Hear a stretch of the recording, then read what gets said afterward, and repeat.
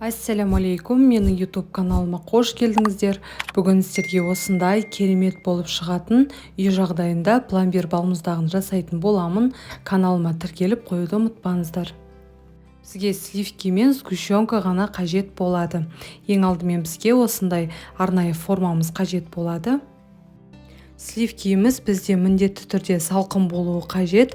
4-5 секунд көлемінде миксердің көмегімен жақсылап араластыратын боламыз.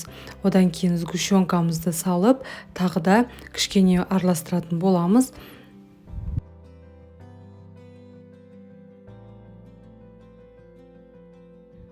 Яғни біздің массамыз осындай сұйықтықта болуы қажет.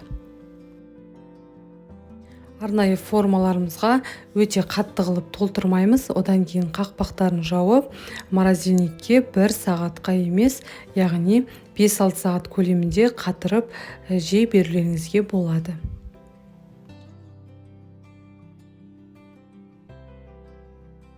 Қалған балмұздағымызды осындай контейнерге салып қатыра берулеріңізге болады.